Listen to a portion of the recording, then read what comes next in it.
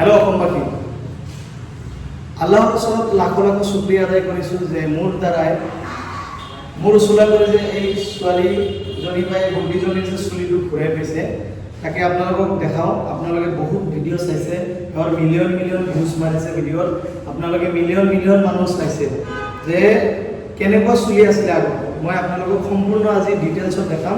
আপোনালোকে ভিডিঅ'টো স্ক্ৰিপ্ট নকৰি আপোনালোকে সম্পূৰ্ণ ভিডিঅ'টো চাব। এইফালে এইটো চাওক, প্ৰথম দিনা যিদিনা আহিছিলে মোৰ ওচৰত জাষ্ট অকণমান চুলিটো পিছফালে আছিলে, দেখা দিয়া এইটোৰ কথা কৈ আছোঁ। এনেকুৱা হৈ গৈছিলে। আৰু এতিয়া চাওক, তাৰপিছত 2 নম্বৰ বাৰত এইটো ঔষধ লগাৰ পিছত মই ৰাখিছিলোঁ। তাৰপিছত এইটো চাগে 3 নম্বৰ, এইটো 3 নম্বৰ হ'ব, 3 নম্বৰত ৰাখিছিলোঁ।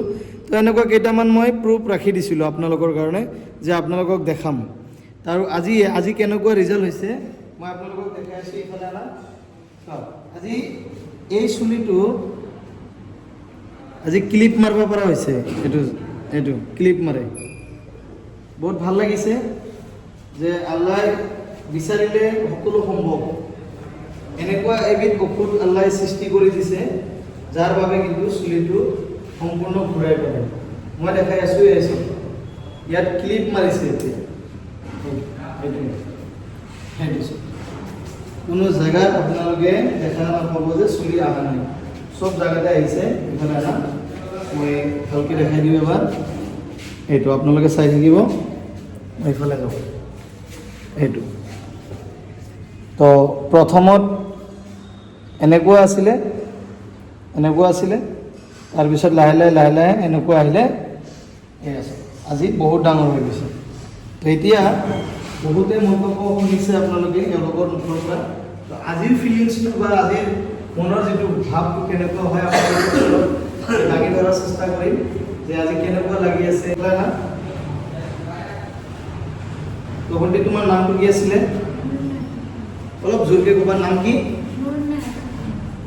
নুৰ নেহাৰ খাতুন। আৰু লগতে দেউতা আছে। আপোনাৰ নামটো কি? নুৰুল ইছলাম।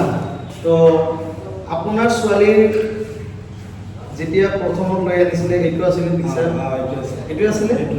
তো আজি এইটোৰ লগত এইটো মিলাইছোঁ আমি, মিলোৱাৰ পিছত আকাশ আৰু পাতাল এনেকুৱা ডিফাৰেঞ্চ হৈ আছে। তো আপোনাৰ এতিয়া কেনেকুৱা লাগি আছে?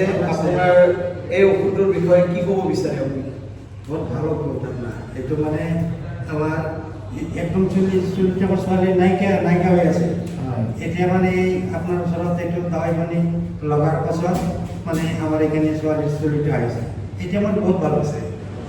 এই চুলিটো আপুনি যদি যোৱাৰ পিছত মানে আপুনি টকাৰ লগত যদি মিলাব বিচাৰে, এইটো আৰু সম্ভৱ, এইটো সম্ভৱেই নহয়। এইটো হ'ল অমূল্য ৰত্ন।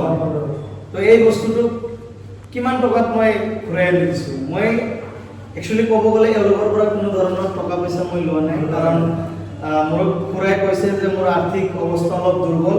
মই যিহেতু একেবাৰে সম্পূৰ্ণ ক'ব গ'লে ফ্ৰী, বিনামূলীয়াকৈ মই কৰি দিছোঁ। যিটো ঔষধৰ প্ৰাইচ হয় মই কোনো ধৰণৰ পইচা লোৱা নাই। ফাৰ্ষ্টত 2-1 বাৰ মোক দিছিলে চাগে, তাৰপিছত কোনো ধৰণৰ পইচা পাতি দিয়া নাই। তথাপিও মই কামটো কৰি দিছোঁ, কাৰণ মই মানুহৰ বাবে আহিছোঁ, মানুহৰ কাৰণেই কাম কৰি যাম।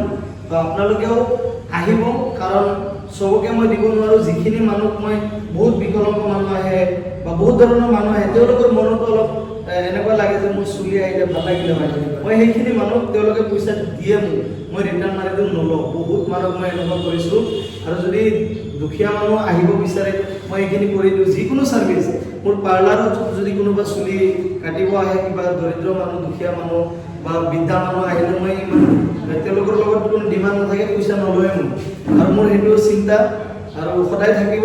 এই চিন্তাটো আপোনালোকে যদি মোক আশীৰ্বাদ কৰে, তো মই ভণ্টিটোৰ পৰা শেষত কিবা জানিবৰ কাৰণে চেষ্টা কৰিম যে এওঁ এতিয়া স্কুলত কেনেধৰণৰ গৈ আছে, এক্সামটো কেনেকুৱা গ'ল।